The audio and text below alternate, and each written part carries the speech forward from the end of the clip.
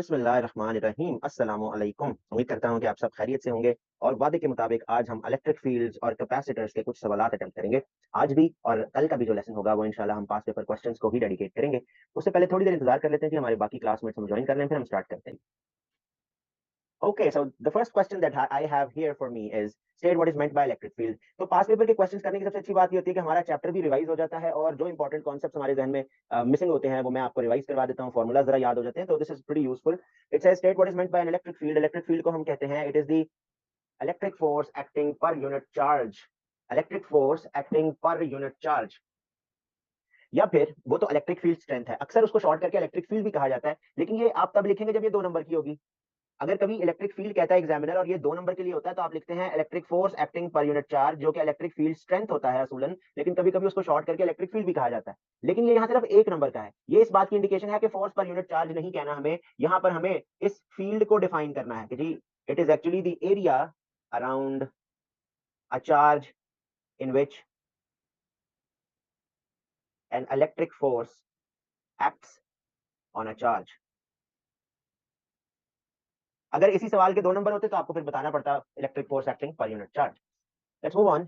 Part B says an isolated solid metal sphere has a radius r. The charge on the sphere is plus q. अच्छा जी ठीक है, ये एक sphere है, इसके ऊपर चार्ज है प्लस q और उसकी सरफेस के ऊपर इलेक्ट्रिक फील्ड स्ट्रेंथ जो है वो बताई गई है कि वो है E.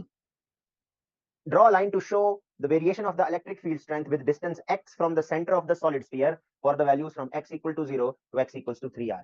Solid sphere के सेंटर में हमें याद पड़ता है जी इलेक्ट्रिक फील्ड स्ट्रेंथ होती है 0।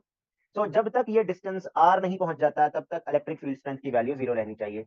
जैसे ही r पे हम पहुंचते हैं तो electric field strength should increase to a maximum value E।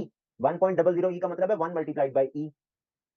अब जब डिस्टेंस 2r हो जाएगा हमें याद पड़ता है electric field strength is inversely proportional to the square of distance. So जब डिस्टेंस 1r की बजाय 2r हो जाए, तो 2 की वजह से ये स्क्वायर इंक्लूड जब हम करेंगे, अप्लाई करेंगे, तो electric field strength will decrease to 1/4।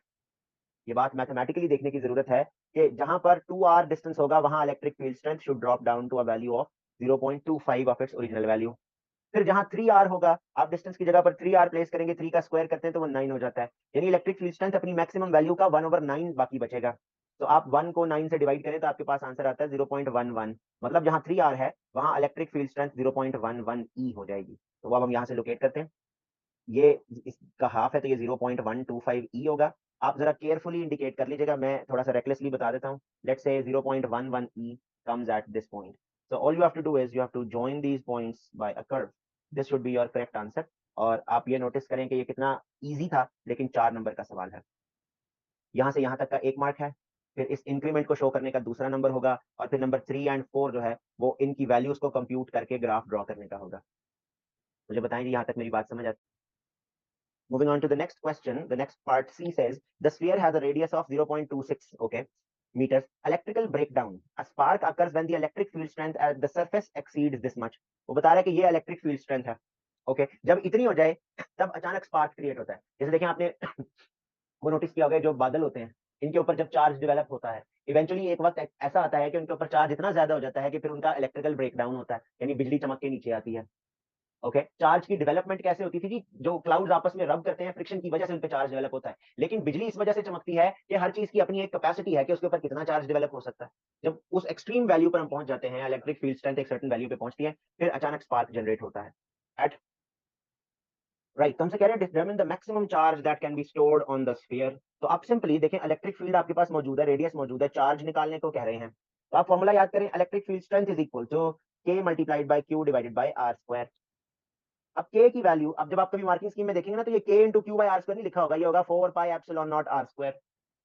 सो आपको सिंपली ये करना है कि q equals to electric field strength multiplied with 4 pi epsilon naught r square. बस E की जगह पे लिखना है 2 इंटू 10⁻6, 4 पाई अपनी जगह, एप्सिलॉन नॉट की वैल्यू आप याद करेंगे 8.85 इंटू 10⁻−12, और r की जगह उसकी वैल्यू 0.26 का स्क्वायर। इस पूरे को सॉल्व कर लेंगे तो आंसर आ जाएगा। यहाँ पर 1 मार्क फॉर्मूला को रियलाइज करने का है, दूसरा मार्क करेक्ट वैल्यूज को सब्स्टिट्यूट करने का है, और तीसरा mark correct answer find out करने का है। जल्दी से जरा सॉल्व करके मुझे बताएंगे कि क्या आंसर आ रहा है आपके पास। ओके फैजान ने बताया है 1.5 इंटू 10 की पावर माइनस माइनस कितना फैजान, -5 -5 कूलम्स। ओके फैजान ने हमें बताया यह है 1.503। अच्छा, ये बात भी आपको एक दफा फिर से रिआइट्रेट कर देता हूँ कि 1.503 लिखा हुआ हो अगर, और आपने यही आंसर लिख दिया तो this shouldn't be considered the right answer. How will you determine कितने सिग्निफिकेंट पे लिखा जाएगा? आप देखें जो डेटा आपको गिवन है ये 2SF पे है, और ये भी जो वैल्यू गिवन है ये भी 2SF पे है, सिग्निफिकेंट फिगर्स पे। तो आपका आंसर भी 2 सिग्निफिकेंट फिगर्स पे ही होना चाहिए, इससे ज्यादा नहीं। तो मैं इस आंसर को बेहतर करने के लिए ये 03 यहाँ से इरेज कर देता हूँ। And there you have it, that's your answer for this part. Alright, let's try and move on to question number 2 of this worksheet. ये किसी स्कूल में मैंने एज अ टेस्ट करवाया था, तो वही हम यहाँ एज अ वर्कशीट करें। इंशाल्लाह अगली क्लास में I'll find out more questions and we'll solve them together. कहा जा रहा है define the capacitance of a parallel plate capacitor. Capacitance को हमें डिफाइन करना है, तो हम ये कहेंगे charge stored on plate per unit potential difference between the plates.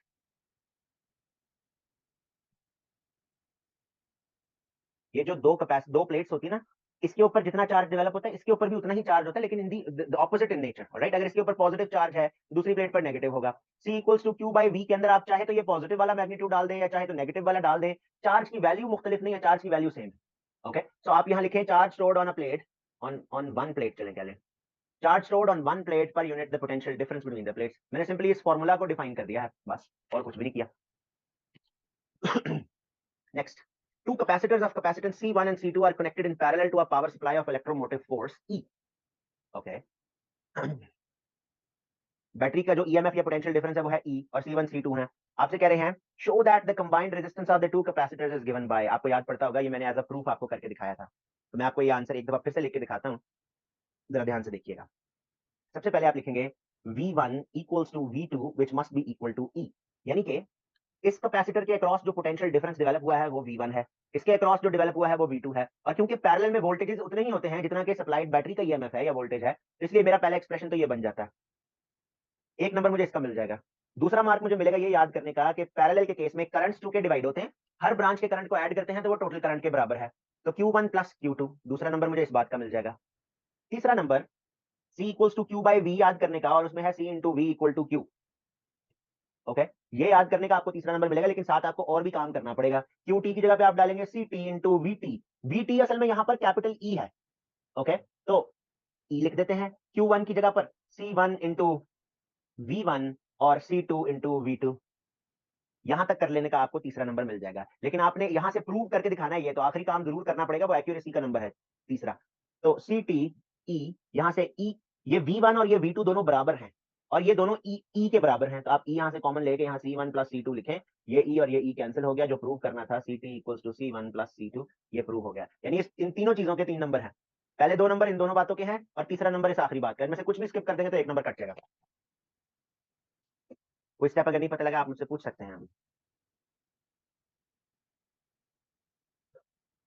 Okay, moving on. Part C कहता है two capacitors of capacitance 22 microfarad and 47 microfarad. Farad capacitance का यूनिट है, और माइक्रो हमने याद कर रखा है वो होता है multiplied with 10 raise to power -6, and a resistor of resistance 2.7 mega ohm. ये सर्किट कोई डिस्क्राइब कर रहा है इस वक्त। कहते हैं कि बैटरी का ईएमएफ है 12 volt, show that the combined capacitance of the two capacitors is 15। आप सबसे पहले रियलाइज करेंगे ये दोनों कैपेसिटर्स सीरीज में लगे कि पैरेलल में लगे हैं? Let me know if it is series और पैरेलल। सीरीज। ये है सीरीज में, बिल्कुल ठीक है। तो इस सीरीज के लिए याद करें कंबाइंड कैपेसिटेंस का फॉर्मूला है 1/CT equals to 1/C1 plus 1/C2। आप वैल्यूज डालते हैं, 1/CT इक्वल्स टू 1/22 प्लस 1/47। आपने इनको ऐड करना है और फिर रेसिप्रोकल भी लेना है, तो आप इसको कैलकुलेटर से सॉल्व करेंगे, इवेंचुअली आपके पास आंसर आ जाएगा 15 माइक्रोफैरड। ये सारा काम करने का आपको 1 नंबर मिलेगा। होपफुली ये एलसीएम यहाँ लेने की जरूरत नहीं है, आप अपने कैलकुलेटर के ऊपर ये वाला फंक्शनैलिटी यूज कर सकते हैं, फ्रैक्शंस आप उसमें ऐड कर सकते हैं, फ्रैक्शंस को ऐड करें और फिर उसके बाद जो भी आंसर आता है उसको 1 डिवाइडेड बाय दिस वैल्यू कर दें, आंसर आ जाएगा।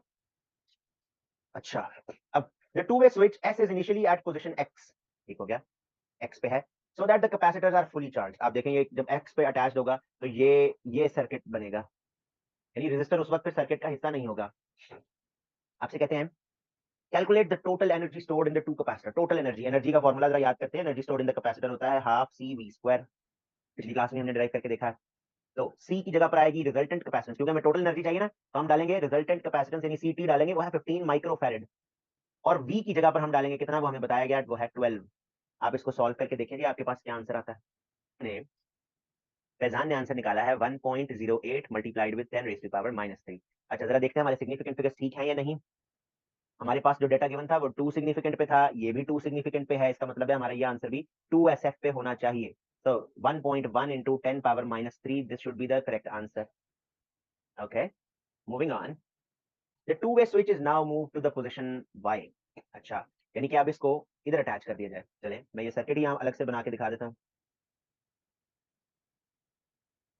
ओके, तो ये है 2.7 मेगा ओम्स, 2.7 मेगा ओम्स और कैपेसिटर्स थे 22 और 47 माइक्रोफैराड्स।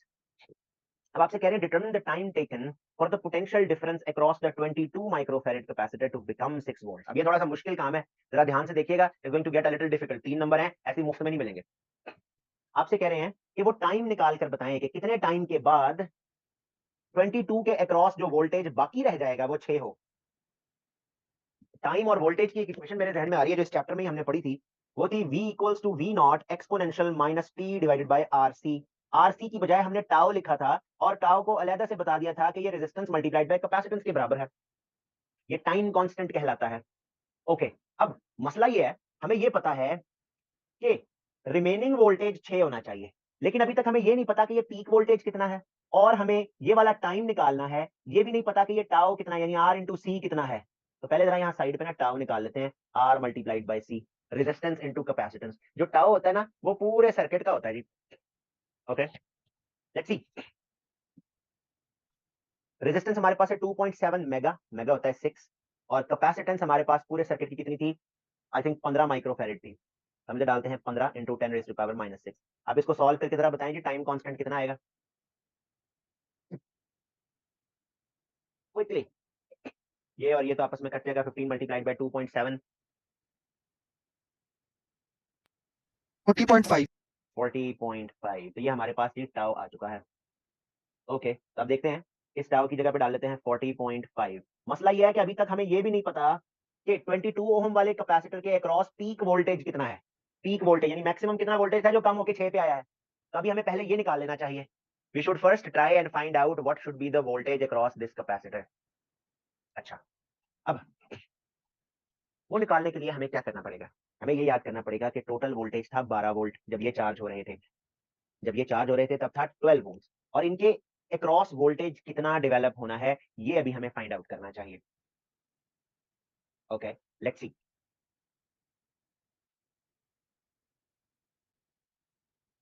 मुझे ये पता है कि Q होता है C मल्टीप्लाइड बाय V के बराबर।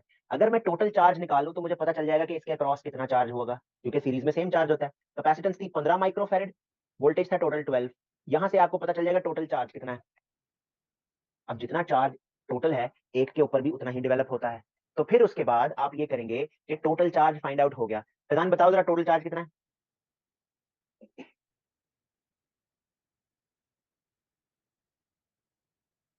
टोटल चार्ज कितना डेवलप हुआ है बच्चे। Alright, so we have calculated how much is the charge on the first capacitor, क्योंकि वही टोटल चार्ज के बराबर भी है। इसका वोल्टेज निकालने के लिए आप देखेंगे ये बनता है Q डिवाइडेड बाय C। तो आप चार्ज की जगह डालें 1.8 इंटू 10 पावर -4, और चार्ज जो आप जो कैपेसिटेंस आपने निकाली हुई आपको गिवन है वो है 22 माइक्रोफैराड। आप यहाँ से सॉल्व कर लेंगे तो आपके पास वो पोटेंशियल डिफरेंस आएगा जो कि सिर्फ इस कैपेसिटर के ऊपर पीक केस में अप्लाई होना है, यानी जब टोटल चार्ज इस पे डिपॉजिट हुआ है। जी फैजान क्या आंसर आता है।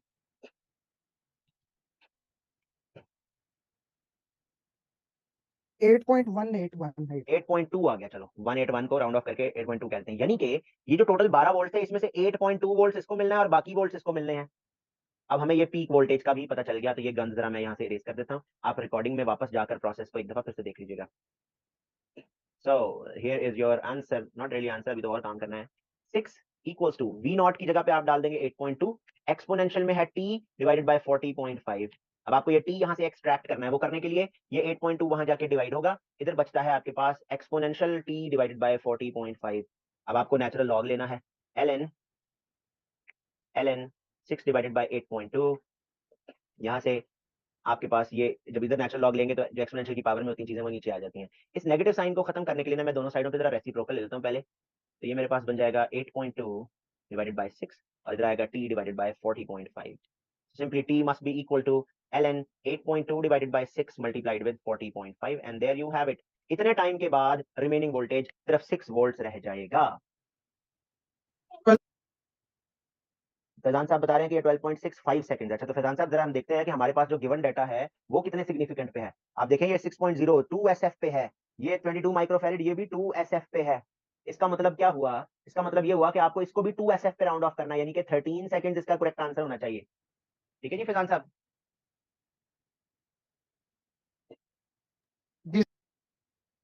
Question 3 कहता है state one similarity and one difference between the electric field lines and the gravitational field lines around an isolated positively charged metal sphere. Okay, similarity ये होनी चाहिए all both of them, both the fields act radially. Radially मतलब along the radius. ये अगर positive charge की field lines बनाए तो they are also acting away from the centre, और अगर ग्रेविटेशनल फील्ड की बनाए तो ये ग्रेविटेशनल फोर्स बना रहा हूं, यहाँ चार्ज लिखा हुआ है लेकिन चार्ज का मास भी तो है ना, वो ग्रेविटेशनल फील्ड भी रेडियली यानी अलोंग द रेडियस अंदर की जानिब पॉइंट करेगी, तो मैंने इसलिए लिखा कि दोनों फील्ड्स रेडियली एक्ट करती हैं। ठीक है जी। फिर उसके अलावा इनका डिफरेंस क्या हो सकता है, electric field lines and the gravitational field lines around isolated positively charge, तो इनका डिफरेंस है डायरेक्शन का। Electric field lines act away from centre and gravitational field lines act towards, ये इनके दरमियान का डिफरेंस होना चाहिए। I think both these things are pretty obvious. हम चलते हैं अपने नेक्स्ट पार्ट की तरफ जो कि हमारा जरा ज्यादा इंपॉर्टेंट इंटीग्रल क्वेश्चन है। Let's see a positive charge, हमें बताया गया एक पॉजिटिव चार्ज है जो x पे पोजीशन हुआ हुआ है, दूसरा पॉजिटिव चार्ज है जो y पे पोजीशन हुआ हुआ है, बीच में a और b दो डिस्टेंसेस हैं, a is 2.5 centimeter away, b is also 2.5, total distance at 10. Okay, the charges are separated in by vacuum by a distance of 10. Points A and B are on the line XY. Point Q is the distance 2.5. blah blah blah. आपको बताया जा रहा है electric field strength eight point A is 4.1. वो कह रहे हैं A वाली पोजीशन पर इलेक्ट्रिक फील्ड स्ट्रेंथ इतनी है। Okay alright. अच्छा अब जरा देखना यह है कि प्लस Q की फील्ड स्ट्रेंथ इस तरफ होगी एट पोजीशन A, और ये जो ये वाला प्लस Q है यानी Y पर जो है इसकी इलेक्ट्रिक फील्ड स्ट्रेंथ इस तरफ होगी, क्योंकि ये भी पॉजिटिव है ना, तो इसकी फील्ड स्ट्रेंथ इससे अवे एक्ट कर रही होनी चाहिए। तो ये जो हमें बताई गई ना फील्ड स्ट्रेंथ, ये इस वाले पॉइंट के ऊपर रिजल्टेंट इलेक्ट्रिक फील्ड स्ट्रेंथ है, यानी इन दोनों को ऐड करके। तो इसकी लेट्स से अगर E1 थी इसकी E2 थी, तो हम कहेंगे E1 plus minus E2 equals to 4.1 into 10 power -5।